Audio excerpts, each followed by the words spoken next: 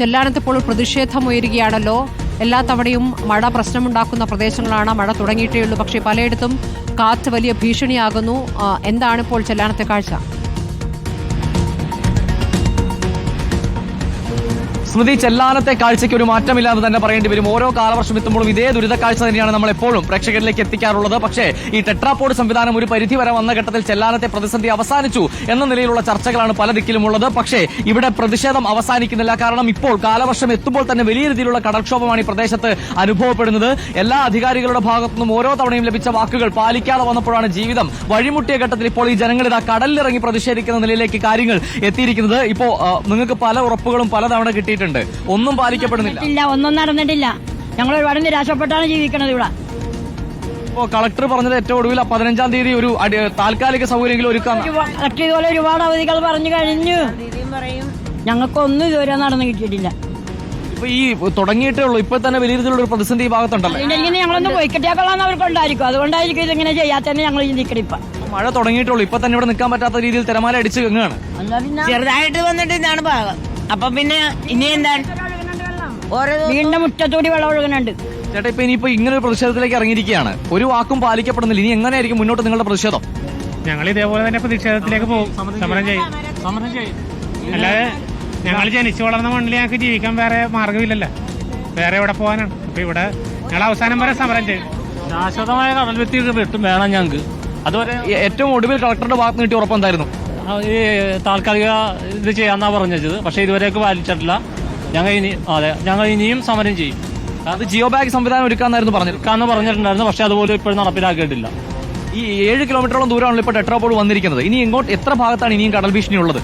ഇനി 6.5 കിലോമീറ്റർ കൂടി ഉണ്ടാവുള്ളൂ. ഇവിടെ നിന്ന് കാട്ടിപ്പറമ്പ് മാനാശ്ശേരി എന്ന് പറഞ്ഞ സ്ഥലം വരെ ഉള്ളു. അത്ര പിണറായി വിജയന്റെ ഫ്ലക്സ് അടിച്ച് 240 കോടി പാസ്സായതാണ് പുത്തൻതോട് മുതൽ ഈ CMS വരെ ഉള്ളത്. ഫ്ലക്സ് അടിച്ച് വെച്ചാണ്. അതിൽ തന്നിട്ടും ഇതിനൊരു പരിഹാരം ഉണ്ടായിട്ടില്ല. ഇതിനോട് ഞങ്ങൾ ഈ കളക്ടറിന്റെ അടുത്ത് പോകാത്ത ദിവസങ്ങളെല്ലാം മിക്കപ്പോഴും പോകും. ഈ പ്രാവശ്യം പോയിട്ട് പുള്ളി താൽക്കാലികമായി ഉറപ്പ് കണ്ടും പോകുന്ന ഇത് ഉടനെ ചെയ്യാന്ന് പറഞ്ഞ് തന്നിട്ടും പോകുന്ന അത് കഴിഞ്ഞിട്ട് ഞങ്ങൾ ഇവിടെ പോകുന്നത്. ഇനിയിപ്പോ 10 കിലോമീറ്റർ ചെയ്യാന്ന് പറഞ്ഞ് പോകുന്നത്. ഇപ്പൊ ഉള്ള മണ്ണെല്ലാം ഒലിച്ചു പോവുകയാണ്. ഇപ്പൊ കടല് കയറിക്കൊണ്ടിരിക്കണേ. നിലവിലിപ്പോ മഴ തുടങ്ങിയിട്ടുള്ളൂ. എന്താണ് ഇപ്പൊ സാഹചര്യം ഇവിടെ? ഇവിടുത്തെ സാഹചര്യം അതീവ ഗുരുതരമായിട്ടുള്ള സാഹചര്യമാണ്. ഇപ്പൊ കഴിഞ്ഞ വർഷം 2 മാസം മുമ്പ് കുഫോസിന്റെ ഒരു സ്റ്റഡി റിപ്പോർട്ട് പുറത്തു വന്നിരുന്നു. അപ്പൊ അതിൽ 10 കിലോമീറ്റർ പരിധിക്കകത്ത് ഏറ്റവും കൂടുതൽ കടലാക്രമണം നടക്കുന്ന പ്രദേശങ്ങൾ കേരളത്തിൽ എറണാകുളം ജില്ലയിലാണെന്നാണ് പറഞ്ഞിട്ടുള്ളത്. പക്ഷെ ആ സ്റ്റഡി റിപ്പോർട്ട് നമ്മൾ കലക്ടറുടെയും മന്ത്രി പി രാജീവന്റെ ഉൾപ്പെടെ ശ്രദ്ധയപ്പെടുത്തിയതാണ് നമ്മൾ സമരസമിതി. പക്ഷെ അതിന് അർഹിക്കുന്ന ഗൗരവത്തിൽ ഈ പ്രശ്നം പരിഹരിക്കാനുള്ള ഒരു ശ്രമവും സർക്കാർ നടത്തിയിട്ടില്ല. ഈ കാര്യത്തിൽ വളരെ വലിയ അവഗണനയാണ് ഈ തീരദേശത്തെ ജനങ്ങളോട് കാണിക്കുന്നത്. ഇപ്പൊ ഈ ടെട്രാപോഡ് നിർമ്മിക്കുമ്പോൾ തന്നെ അവർ പ്രഖ്യാപിച്ചിരുന്നത് 12 കിലോമീറ്ററാണ് നടപ്പിലാക്കുമെന്ന് പ്രഖ്യാപിച്ചത്. പക്ഷെ നടപ്പിലാക്കി വന്നപ്പോൾ 7 കിലോമീറ്ററേ ചെയ്തുള്ളൂ. അത് നടപ്പിലാക്കുമ്പോൾ തന്നെ നമ്മൾ പറഞ്ഞു ഇതിന്റെ വടക്കുള്ള പ്രദേശങ്ങളിലെ പ്രതിരോധം ഒരുക്കാതെ അപ്രദേശത്ത് ചെയ്തു കഴിഞ്ഞാൽ, തെക്ക് ചെയ്തു കഴിഞ്ഞാൽ വടക്കുള്ള പ്രദേശങ്ങളിൽ കടലാക്രമണം രൂക്ഷമാവും നമ്മൾ മുന്നറിയിപ്പ് കൊടുത്തിരുന്നതാണ്. റിട്ടേൺ ആയിട്ട് നമ്മൾ എഴുതി നമ്മുടെ അഭിപ്രായം റെപ്രസെന്റേഷൻ കൊടുത്തിരുന്നതാണ്. പക്ഷെ അതൊന്നും പരിഗണിച്ചില്ല. അപ്പൊ അതിന്റെ ഒരു ദുരന്തഫലം അനുഭവിക്കുന്നത് ഇവിടുത്തെ ജനങ്ങളാണ്. ഇപ്പോൾ രാത്രിയിലൊക്കെ എന്താണ് അവസ്ഥ? വീടുകളിലേക്ക് വെള്ളം കയറി തുടങ്ങുന്നുണ്ടോ? ഈ വേലിയേറ്റത്തിനും ഈ സമയങ്ങളിൽ വേലിയേറ്റ സമയങ്ങളിലൊക്കെ പല പ്രദേശത്ത് ചെറിയ കടവ്, ഈ കണ്ണമാലി, പുത്തൻതോട് ഭാഗങ്ങളിലൊക്കെ പല പ്രദേശങ്ങളിലും ഇപ്പോൾ കടലുകയറ്റം. ഇപ്പോൾ ഏത് രീതിയിലായിരിക്കും ഈ ഇങ്ങനെയാണ് മുന്നോട്ട് പോകുമെങ്കിൽ പ്രതിഷേധം?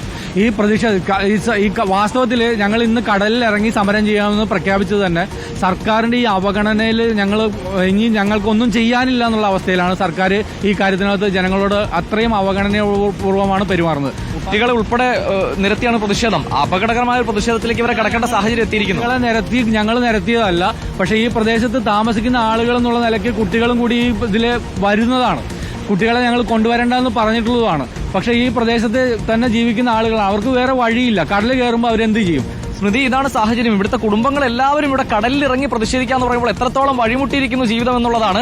ഏറ്റവും ഒടുവിൽ അവർക്ക് കിട്ടിയ വാക്കാണ് ജില്ലാ കളക്ടറുടെ ഭാഗത്തുനിന്നും 14-ാം തീയതിക്കുള്ളിൽ ഒരു താൽക്കാലിക പരിഹാരമായി ജിയോ ബാഗ് സംവിധാനമെങ്കിലും ഇവിടെ ഒരുക്കിത്തരാമെന്നത്. അതും പാലിക്കപ്പെടാത്തൊരു സാഹചര്യത്തിലാണ്, ഇത്രയും ഭീകരമായ ഒരു സാഹചര്യത്തിലാണ് ഈ മനുഷ്യരെല്ലാവരും ഇവിടെ കടലിലിറങ്ങി പ്രതിഷേധത്തിലേക്ക് കടന്നിരിക്കുന്നത്. ശക്തമായ തിരമാലയുണ്ട്, കനത്ത കാറ്റും മഴയും ഇവിടെ ഉണ്ട്. ഇനിയെങ്കിലും ഒരു പരിഹാരം കണ്ടില്ല എങ്കിൽ വളരെ ഗുരുതരമായ അവസ്ഥയിലേക്ക് സാഹചര്യം പോകും. എല്ലാ കാലവർഷത്തിലും ഇതേ ചിത്രം തന്നെ നമുക്ക് ഇവിടുന്ന് കൊടുക്കേണ്ടി വരുന്നത് വളരെ ഗതികേടാണ്. കുടുംബങ്ങളുടെ ജീവിത സാഹചര്യത്തിൽ ഒരു മാറ്റവും ഉണ്ടാകുന്നില്ല. ഇത്രയും പ്രതിഷേധങ്ങൾ എല്ലാ വർഷവും തുടർച്ചയായി ഉണ്ടായിട്ടും എന്നുള്ളതാണ് ഏറ്റവും നിരാശാജനകമായ കാര്യം.